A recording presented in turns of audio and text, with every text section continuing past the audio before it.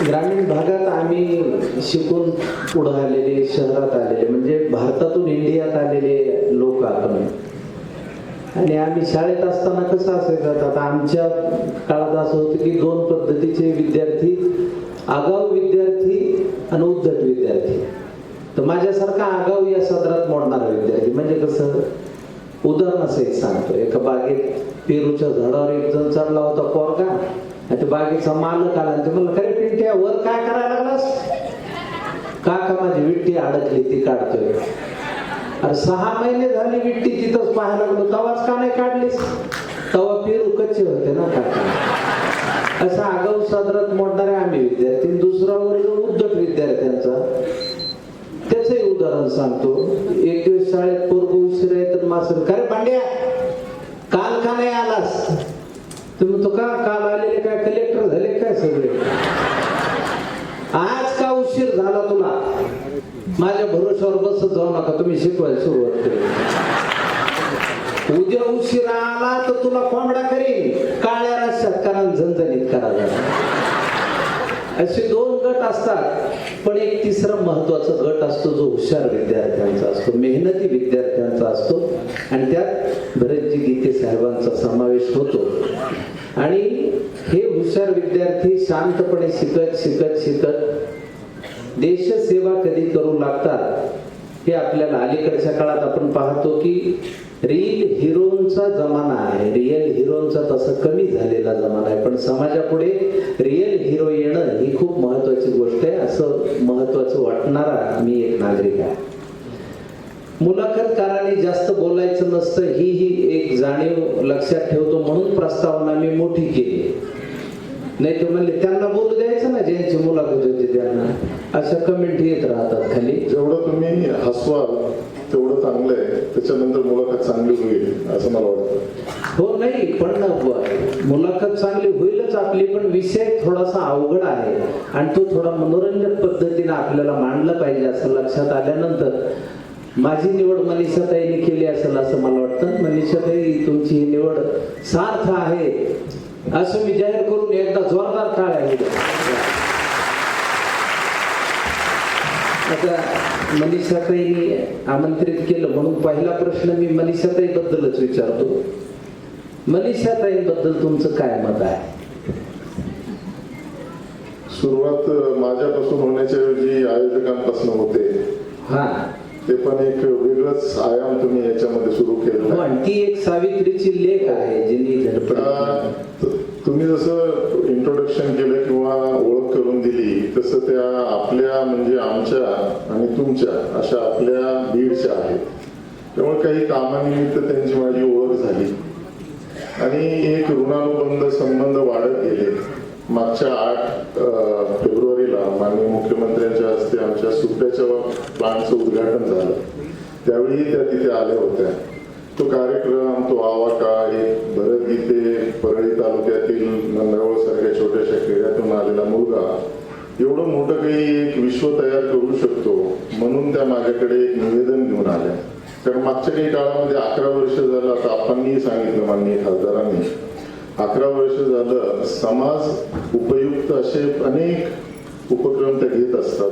त्यापैकीच हा face of inspiration हा त्यांचा उपक्रम 11 वर्ष झाला सुरू आहे. आणि त्यांनी मला एक निवेदन केलं की आपण ही आपली एक मुलाखत इथे घ्यावी आणि ती आपल्या बीडच्या भूमिपुत्राकडूनच होणार आहे. तुमचं नाव ऐकल्यानंतर मला दे धक्का आणि कायद्याचं बोला हे मी जर्मनीत पाहिलेले मूवी समोर आले. त्यामुळे अशा मुलाखतकाराकडून आपली मुलाखत करूनच घ्यायची म्हणून मी आज इथे आलो. आता एक सावित्रीच्या लेखीचाच विषय चालला आहे म्हणून एक अवघड प्रश्न आधीच विचारून टाकतो, म्हणजे नंतर मुलाखत सोपी होत जाते. लग्नाआधी आपण प्रेमात पडतो जेव्हा, तेव्हा आपल्याला प्रेयसी म्हणते ते बघते झाड आणि आपल्या अंगावर रोमांच उभे राहतात. त्याच प्रेयसीशी नंतर आपलं लग्न झालं, ती बायको झाली, जेव्हा ती म्हणते ते बघते झाड, तेव्हा आपण कोपऱ्यातला झाडू उचलतो. अशी परिस्थिती असते. आज तुमच्या सत्काराबरोबरच वहिनींचाही सत्कार झाला, तर ह्या तुमच्या प्रवासात वहिनींचा किती सहभाग आहे याबद्दल आम्हाला थोडस. मला असं वाटतं की तिचा या पूर्ण प्रवासामध्ये सिंहाचा वाटा आहे. कारण आपण जेव्हा विदेशात जर्मनी सारख्या एक विकसित देशामध्ये राहत असतो, तुम्हाला सर्व सुखसोयी असतात. त्यावेळी त्या सुखसोयी सोडून वापस भारतामध्ये परत यायचा होता, त्यावेळी तिने मला खूप मोठी साथ दिली. आणि त्यानंतर सुद्धा उद्योगामध्ये मी जेव्हा इथे आलो तेव्हा सुद्धा असं होतं की आमची पहिल्या 1-2 वर्षात अशी हालाकीची परिस्थिती झाली की म्हणजे महिन्याचा खर्च पण भागेना. अशा काळामध्ये ज्या सावित्रीने माझी साथ दिली ती म्हणजे प्राची. आता मी तुमच्या बालपणाकडे येतो. खरं तर आपल्या मराठवाड्यामध्ये आता तुमचे बंधू पण इथं बसलेले आहेत आणि एक आपल्याकडे भाषा म्हणजे मराठवाड्यातली भाषा असा हा बडा बसला का नाही, आडसकर साहेब म्हणायचे, एक टिपिकल आपली भाषा मराठवाड्यातली. त्यात आपली इंग्रजी शिकवणारे मास्टर पण चेंज द केस बरं एवढं येईना का थोत्रे असं आपल्याला असंच शिक्षण घेत घेत या संघर्ष काळाविषयी आणि तिथून डायरेक्ट जर्मनीमध्ये BMW कंपनीत तुम्ही जॉब केला, या संघर्ष प्रवासाविषयी आम्हाला आता इथं विद्यार्थी पण बसलेले आहेत, तर त्यांना हे महत्वाचं आहे की आपण कुठे शिकतो, कसं शिकतो हे महत्वाचं नाही, आपण काय शिकतो हे खूप महत्वाचं आहे. त्याविषयी थोडंसं भाष्य तुम्ही करा. माझा भाऊ इथे समोरच बसलेला आहे. माझा जन्म ज्या कुटुंबामध्ये झाला तिथे आम्ही 6 भावंड, सर्वात लहान शेंडेफळ मी, आणि 6 मुलं आणि आई वडील आणि त्याबरोबर आमची आजी, असं 9 माणसांचं कुटुंब. त्यांचा उदरनिर्वाह हा 2-2.5 एकर शेतीमध्ये, ते पण कोरडवाहू मराठवाड्यातली भरड जमीन, ते पण परळीमध्ये पण 2 भाग आहेत. जो गोपीनाथ मुंडेंचा भाग तो जरा थोडा सुपीक आहे, आमचा भाग म्हणजे डोंगर. आम्हाला डोंगऱ्या म्हणायचे. हे डोंगऱ्या कुठे चालला, शाळेत चालला का. तर अशा डोंगराळ भागामध्ये माझ्या वडिलांनी खूप मोठा संघर्ष केला. खरे तर तेच उद्योजक होते. आमच्या वेळी जर शिकले असते तर ते आमच्यापेक्षा पुढे गेले असते. कारण आमच्या वडिलांनी सुरुवातीला एक छोटस किराणा दुकान, त्यानंतर शिंपी काम, मग परळीमध्ये एक छोटस चहा नाश्त्याचं हॉटेल, असा प्रवास करत करत आम्हाला शिकवलं. मात्र पहिल्यांदा सर्वांना काही शाळेत पाठवता येणार नाही परळीच्या, म्हणून 3 भावंडांना पाठवलं. त्यांच्यावर जी लिटमसची परीक्षा झाली ते चांगलं शिकायला लागले. त्याच्यानंतर मग माझा जन्म झाल्यानंतर मात्र थोडीशी आमच्याकडे भरभराटी आली. आम्ही परळीमध्ये एका पत्र्याच्या घरामध्ये राहायला गेलो आणि तिथून पुढे जो वडिलांचा प्रवास आहे, नेहमीच चढ उतार असायचा, ऊन पाऊस असायचं. कधी शाळेमध्ये 3री 4थी 5वीला गेल्यानंतर कधी पुस्तकं 2 महिन्यानंतर मिळायची. मग ते मित्राची पुस्तकं उसने घेऊन त्याला शिकवायचं. या संघर्षामधनच मला असं वाटतं की मी घडत गेलो. आज मी जे दिसतोय त्याची सगळी जडणघडण जी आहे ती गावामध्ये, त्या परिवारामध्ये झालेली.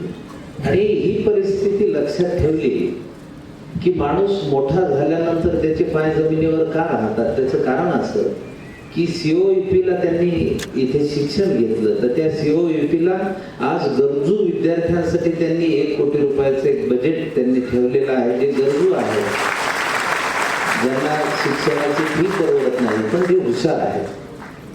पिंपरी चिंचवड हे शहर अतिशय प्रेमळ शहर आहे. मी नेहमी पाहतो की सामाजिक कार्यामध्ये पटकन पुढे येणारे लोक या पिंपरी चिंचवड मध्ये आहेत. तर ही गोष्ट मुद्दाम मी जाणीवपूर्वक सांगितली, कारण जेव्हा नाम फाउंडेशन सारखं सामाजिक कार्य आम्ही सुरू केलं त्यावेळी या शहरातनं जवळपास 1 कोटी रुपये इथे आम्हाला मिळाले होते देणगी दाखल. आणि हे काम आपण जेव्हा आज तुमच्याकडनं या COEPच्या विद्यार्थ्यांबद्दल मुद्दाम मी हे म्हणून घेतलं की बरेच दानशूर नागरिक पण असतात तुमच्या या फंडामध्ये, ज्यांना मदत करावीशी वाटेल ते पण पुढे येतील याची मला खात्री आहे. आता तुमच्या कंपनीचं नाव एक मला जरा इंटरेस्टिंग वाटलं, कारण नेहमी आपण बघतो की नाव काहीतरी आपल्याला ठेवायचं असतं तिथं. आता बरेच आपण चहाचे दुकानं पण रस्त्यात पाहिले, त्यांचं पण इंटरेस्टिंग असतं, नाव काहीतरी असतं, या फलाना दिसताना चहा एकदा पिऊन तर पहा वगैरे तसं असतं. तर तुमच्या कंपनीचं नाव तौरल असं काय आहे? तर तौरल हे कशा आलं, कशामुळे हे नाव पडलं, असा एक उत्सुकतेचा आज मला वाटतो. नक्कीच, जसं आपण त्याला सनसाईन म्हणतो, तर तौरस आणि ॲल्युमिनियम असं हे एकाचे 4 शब्द आणि ॲल्युमिनियमचे 2 शब्द घेऊन तौराल झालं. तौरस हे आमच्या बिझनेस पार्टनरची रास आहे आणि त्याला एकदा तरी आयुष्यामध्ये एक कंपनी काढताना त्याचं कुठेतरी ते तौरसचं टी पाहिजे होतं, ओळख पाहिजे होता. आणि इंडिया हे म्हणजे भरत, असं तौराल इंडिया असं नाव देत आहे. वा वा, म्हणजे नावामागची जन्मकथा ही खूप रंजक अशा पद्धतीची आहे. आता आपण त्या विषयाकडे आलो. ॲल्युमिनियम हा विषय तसा आपल्याकडे अजून तितकासा माहीत झालेला नाही. जर्मनचे भांडे जे आपल्याकडे पूर्वी होते, जर्मलच्या भांड्यात खाते, जर्मलच्या भांड्यात, पण जर्मलच्या भांड्यातलं खाणं आरोग्यकारक आहे का नाही ह्याच्यावर बरेच परिचर्चा होऊन त्याची भांड्याचा वापर कमी झाला. पण ह्या ॲल्युमिनियम या प्रकरणामध्ये तुम्ही कशी शिरलात आणि तो कशा पद्धतीनं तुम्ही ते मोठं विश्व, ॲल्युमिनियम मॅन ऑफ इंडिया असं तुम्हाला का म्हटलं जातं, याविषयी जरा सांगा. असे ना मुकुंदजी, ज्यावेळी मी भारत देश सोडला आणि जर्मनीला गेलो, त्यावेळीच माझं ठरलं होतं की भारतासाठी काहीतरी करायचंय. आमचा मोठा भाऊ जो आहे करता म्हणून वडिलांनंतर पुढे आला, त्याची एक इच्छा होती की तू बाहेर देशात शिकावं आणि काहीतरी प्रकल्प आणावा. मग आता त्यांनी तर तेवढी बेसिक आयडिया दिली होती, पण आता पुढचं जे काही विश्व आहे ते मला तर शिक्षणाप्रमाणे मला पण काहीतरी डोकं लावायला पाहिजे होतं. तर मी एक विचार केला की आपल्या भारतामध्ये तंत्रज्ञानामध्ये कुठे पोकळी आहे, तर ती ॲल्युमिनियम मध्ये आहे. ॲल्युमिनियमचं दरडोई कन्झम्पशन, वापर जो आहे तो फक्त 2.7 kg पर कॅपिटा होतं, जेव्हा की चीन आणि जर्मनी सारख्या देशांमध्ये 36 किलो आहे, म्हणजे 10 पटीने जास्त आहे. त्या ॲल्युमिनियमचा उपभोग आपण फार कमी घेतला, कारण त्याला बनवणारीच लोक नाही. भलेही प्रायमरी ॲल्युमिनियम बनवणारी लोक हिंदाल्को, बाल्को, अनिल अगरवाल ही आहेत, पण त्यानंतर त्याच्या कास्टिंगचं किंवा त्याला वितळून त्याला एक आकार देणारी लोक कमी होती. सँडमध्ये तर कुणीच नव्हतं. म्हणून या तंत्रज्ञानामध्ये आपण काम करायचं असं ठरवलं आणि आज भारतामध्ये संरक्षण मध्ये जो सारथ टँक आहे त्याचा इंजिन ब्लॉक आजपर्यंत रशियामधनं येत होता, तो तौराल इंडियाने पहिल्यांदा 2019 मध्ये बनवला. अमृत भारत ही जी रेल्वे आहे त्यातले 4 गिअर केस आजही जर्मनीवरनं येत होते. 2022 मध्ये तौराल इंडियाने पहिल्यांदा भारतात बनवले. त्याचं एक विशेष आणखी उदाहरण सांगायचं म्हटलं तर ज्या दिवशी माननीय पंतप्रधानांनी अमृत भारत या ट्रेनचा हिरवा झेंडा दाखवून अयोध्येमध्ये जेव्हा त्याचा सुरुवात केली त्या रेल्वेची, त्यावेळी भारतामध्ये तौराल इंडियाने बनवलेली 4 गिअर केस त्याच्यामध्ये दौडत होते. हा एक मोठा संयोग होता. मनापासून अभिनंदन. खरं तर मी मुद्दाम ॲल्युमिनियम या विषयाची थोडी विस्ताराने गोष्ट कळावी. सोनं म्हणलं असतं तर लगेच कळलं असतं सगळ्याला, कारण आपल्याकडे सोन्याचं काही आहे काही नाहीये, सगळ्या चेनी फेनी सगळं असतं. बरं त्या खऱ्या आहेत का खोट्या आहेत हे पण असतं, ते बेंटेक्स मधले बरेच उद्योजक आहेत. पण ॲल्युमिनियम हा विषय म्हणजे मुळात शब्दच म्हणायला अवघड आहे, तिथपासून सुरुवात आहे. पण या ॲल्युमिनियमचा उपयोग जसं आपण म्हणले की किचन वेअर मध्ये आपण तो वापर कमी केला. जर्मनची भांडे आता आपल्याकडे नसते, पण हा आता जसं तुम्ही सांगितलं की रेल्वे असेल किंवा स्पेस असेल किंवा वाहनांच्या एअर हे असेल, अशा विविध ठिकाणी त्याचा ॲल्युमिनियमचा वापर आपल्याकडे अजून कुठल्या क्षेत्रामध्ये तो वापर होतो? जसं एरोप्लेन असेल, कारण ॲल्युमिनियम हे स्टील सर्वांना माहित आहे, स्टील पेक्षा 3 तिप्पट हलकं आहे, रिसायकलेबल आहे, करोजन होत नाही, त्याला गंज लागत नाही. जर ॲल्युमिनियम तुम्ही 40 वर्ष फेकून दिलं तरी सुद्धा त्याला काही गंज लागत नाही. स्टील आता एक 10 वर्षांमध्ये सडायला लागतं आणि त्याची व्हॅल्यू कमी होते. त्यामुळे ते हलकं असल्यामुळे इंधन कमी लागतं, मेंटेनन्स कमी लागतं, रुळांची घसरण कमी होते. तुमच्या जर तुम्ही कारमध्ये लावलं तर कारचा वेग वाढतो, कारण तेवढं कार तुमची हलकी होते. कारण आता इलॉन मस्कनी तर पूर्णपणे टेस्ला जी गाडी आहे ती पूर्णपणे अल्युमिनियम बनवण्याचा मानस घेतला आणि त्यांनी बनवली सुद्धा. असे संशोधन भारतात जास्तीत जास्त व्हावेत, त्यासाठी काहीतरी पूर्ण एक फुलाची पाकळी म्हणून मी सुरुवात केली. फाउंड्री असं क्षेत्र आहे, पिंपरी चिंचवड भाग आहे, यामध्ये बरेचसे उद्योजक पण असतील. फाउंड्री हे असं एक क्षेत्र आहे की जरा बाहेर बसा, पुन्हा नंतर बोलवतो. कारण लोकांना काही महत्वच नाही, ते धुळीमधनं काळं होऊन वगैरे आलेला माणूस असतो आणि सहसा स्मॉल टू मीडियम साईजचे आपले छोट्या छोट्या कंपन्या काढलेली लोक असतात. ह्या फाउंड्री वर्ल्डला सुद्धा एक उच्चांक, एक चांगला दर्जा देण्याचं काम मी मागच्या 10 वर्षांमध्ये केलं. त्याचा एक आनंद वाटतो. त्यामुळे अल्युमिनियम मध्ये तर काम केलं आणि अशी काही प्रोडक्ट भारतामध्ये बनवली जी यापूर्वी भारतामध्ये बनत नव्हती, म्हणून एक अल्युमिनियम मॅन म्हणून एक त्याचा चांगलं प्रसिद्धी झाली. वा, त्याच्याबद्दल मनापासून अभिनंदन. मगाशी आपण माननीय पंतप्रधान साहेबांचा उल्लेख केला, तर त्यांच्याबरोबर बजेट पूर्व परिषदेत सहभागी होताना तुम्ही कोणते उद्योग संबंधित मुद्दे मांडले? खरं तर ही माझ्यासाठी सुवर्ण संधी आणि पहिल्यांदाच माननीय पंतप्रधानांना जवळून भेटण्याचा आणि एक 2 ते 3 तास आम्ही एकत्र बसलेलो होतो. एक 30 युवा उद्योजक हे बोलवले जातात नीती आयोगच्या प्लॅटफॉर्मवर आणि तत्कालीन नीती आयोगचे व्हाईस चेअरमन राजीव कुमार यांना मी नक्कीच धन्यवाद देतो. त्यांच्यामुळे या कार्यक्रमाला मला बोलवलं गेलं. त्यांनी माझ्यामध्ये काहीतरी पाहिलं आणि ही एक संधी आली. त्यामध्ये मी 3 मुद्दे मांडले होते. त्यापैकी एक मुद्दा महत्वाचा सांगतो, ते म्हणजे डिसेंट्रलायझेशन ऑफ इंडस्ट्री. उद्योगाचं विकेंद्रीकरण व्हावं, कारण उद्योग हा पुणे आणि मुंबई अशा मेट्रो शहरामध्येच न राहता, आम्ही जेव्हा BMW मध्ये मी जेव्हा काम करत होतो, आपल्याला सांगायला मला आनंद वाटेल, कधीतरी तुम्हाला जर्मनीला जाऊया, आपण तुम्हाला BMWच्या प्लांट मध्ये घेऊन जातो. तुम्ही नेलं तर येतो नक्की, 100% नेणार. एकदा शब्द दिला की मी पक्का पाळतो. तुम्ही तयारीत राहा, पुढच्या वेळेस कॉल येईल. तर BMW म्हटलं की आपल्याला म्युनिक आठवतं. म्युनिक मधलं म्युझियम मध्ये BMW कार बनली जात नाही. BMWच्या इंजिन ब्लॉकची कास्टिंग लांडसूट सारख्या छोट्याशा शहरामध्ये, जे आमच्या साईज मध्ये म्हटलं तर शिरूर, परळी वैद्यनाथ, मी जिथून येतो अशा तालुका प्लेस मध्ये बनवलं जातं. तर त्यापेक्षा छोट्याशा गावामध्ये, म्हणजे ज्यांची लोकसंख्या 5000 आहे अशा डिंगोलफिंग मध्ये, डिंगोलफिंगन मला नावाचं शहर नाही, खेड आहे, तिथे त्याचं चॅसिस बनवलं जातं आणि शेवटी म्युनिक मध्ये त्याची असेंब्ली करून कार बनवली जाते. तर हे जर विदेशामध्ये होऊ शकत असेल तर माननीय पंतप्रधान जी, भारत में उद्योग का विकेंद्रीकरण कब होगा, हे सरळ प्रश्न त्यांच्या डोळ्यात डोळे घालून मी बोललो होतो.